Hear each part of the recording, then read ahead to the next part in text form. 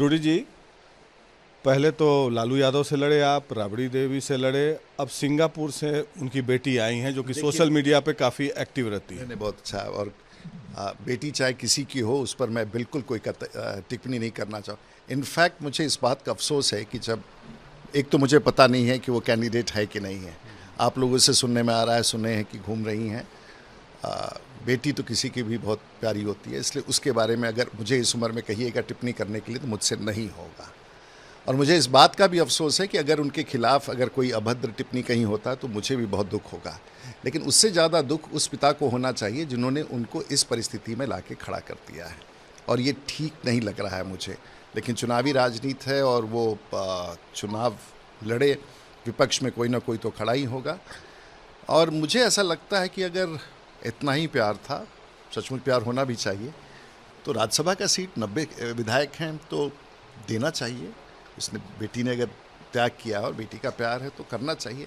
लेकिन इस रास्ते से प्यार जताना कहाँ तक उचित है, लोग ही तय करेंगे। लालू जी ने किस परिस्थिति में लाकर रोहिणी को खड़ा कर मुझे नहीं पता है, लेकिन मैं ये बात ज़रूर जानता हूँ कि हम पॉलिटिशियन या हम भी एक पॉलिटिकल व्यक्ति हैं और किसी राजनीतिक पार्टी में कैंडिडेट्स का इतना अभाव हो, राष्ट्रीय जनता दल में इतना अभाव हो कि एक स्थान पर अपनी बड़ी बेटी को लड़ाते हैं, फिर अपने बड़े बेटे को लड़ाते हैं, फिर अपने छोटे बेटे को लड़ाते हैं, उसको एमएलए बनाते हैं, उसको उप मुख्यमंत्री बनाते हैं, बेटी को मेंबर ऑफ पार्लियामेंट बनाते हैं राज्यसभा का, फिर उसे लोकसभा भी लड़ाते हैं, फिर दूसरी बेटी को भी लोकसभा लड़ाते हैं, खुद भी चुनाव लड़ते हैं।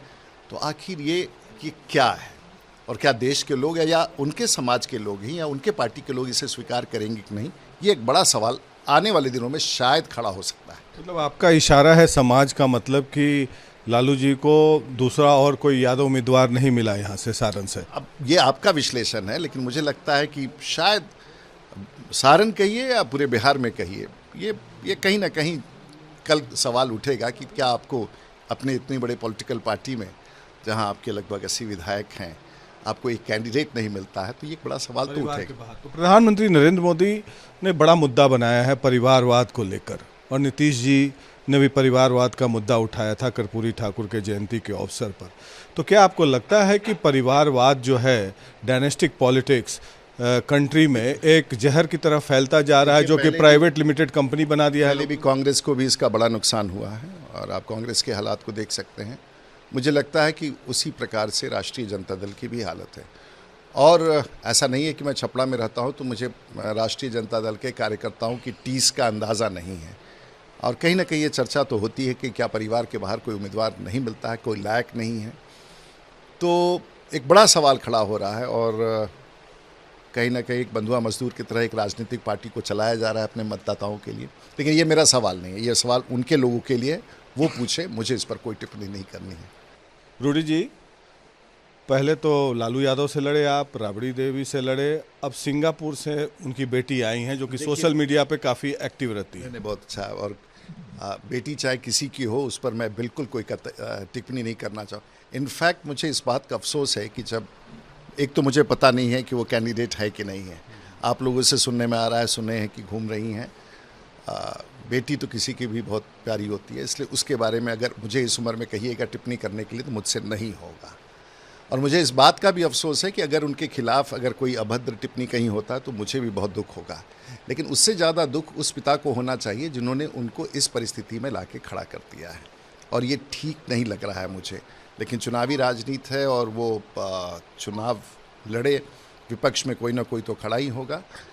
और मुझे ऐसा लगता है कि अगर इतना ही प्यार था, सचमुच प्यार होना भी चाहिए, तो राज्यसभा का सीट 90 विधायक हैं तो देना चाहिए। उसने बेटी ने अगर त्याग किया और बेटी का प्यार है तो करना चाहिए। लेकिन इस रास्ते से प्यार जताना कहाँ तक उचित है, लोग ही तय करेंगे। लालू जी ने किस परिस्थिति में लाकर रोहिणी को खड़ा कर? मुझे नहीं पता है, लेकिन मैं ये बात ज़रूर जानता हूँ कि हम पॉलिटिशियन या हम भी एक पॉलिटिकल व्यक्ति हैं और किसी राजनीतिक पार्टी में कैंडिडेट्स का इतना अभाव हो, राष्ट्रीय जनता दल में इतना अभाव हो कि एक स्थान पर अपनी बड़ी बेटी को लड़ाते हैं, फिर अपने बड़े बेटे को लड़ाते हैं, फिर अपने छोटे बेटे को लड़ाते हैं, उसको एमएलए बनाते हैं, उसको उप मुख्यमंत्री बनाते हैं, बेटी को मेंबर ऑफ पार्लियामेंट बनाते हैं राज्यसभा का, फिर उसे लोकसभा भी लड़ाते हैं, फिर दूसरी बेटी को भी लोकसभा लड़ाते हैं, खुद भी चुनाव लड़ते हैं। तो आखिर ये कि क्या है और क्या देश के लोग या उनके समाज के लोग ही या उनके पार्टी के लोग इसे स्वीकार करेंगे कि नहीं, ये एक बड़ा सवाल आने वाले दिनों में शायद खड़ा हो सकता है। मतलब आपका इशारा है समाज का, मतलब कि लालू जी को दूसरा और कोई यादव उम्मीदवार नहीं मिला यहाँ से, सारण से। अब ये आपका विश्लेषण है, लेकिन मुझे लगता है कि शायद सारण कहिए या पूरे बिहार में कहिए, ये कहीं ना कहीं कल सवाल उठेगा कि क्या आपको अपने इतनी बड़े पॉलिटिकल पार्टी में, जहां आपके लगभग 80 विधायक हैं, आपको एक कैंडिडेट नहीं मिलता है, तो ये एक बड़ा सवाल तो उठेगा। तो प्रधानमंत्री नरेंद्र मोदी ने बड़ा मुद्दा बनाया है परिवारवाद को लेकर, और नीतीश जी ने भी परिवारवाद का मुद्दा उठाया था कर्पूरी ठाकुर के जयंती के अवसर पर। तो क्या आपको लगता है कि परिवारवाद जो है, डायनेस्टिक पॉलिटिक्स कंट्री में एक जहर की तरह फैलता जा रहा है, जो कि प्राइवेट लिमिटेड कंपनी बना दिया है? पहले भी कांग्रेस को भी इसका बड़ा नुकसान हुआ है और आप कांग्रेस के हालात को देख सकते हैं। मुझे लगता है कि उसी प्रकार से राष्ट्रीय जनता दल की भी हालत है। और ऐसा नहीं है कि मैं छपड़ा में रहता हूं तो मुझे राष्ट्रीय जनता दल के कार्यकर्ताओं की टीस का अंदाज़ा नहीं है। और कहीं ना कहीं ये चर्चा तो होती है कि क्या परिवार के बाहर कोई उम्मीदवार नहीं मिलता है, कोई लायक नहीं है, तो एक बड़ा सवाल खड़ा हो रहा है। और कहीं ना कहीं एक बंधुआ मजदूर की तरह एक राजनीतिक पार्टी को चलाया जा रहा है अपने मतदाताओं के लिए। लेकिन ये मेरा सवाल नहीं है, ये सवाल उनके लोगों के लिए, वो पूछे, मुझे इस पर कोई टिप्पणी नहीं करनी है।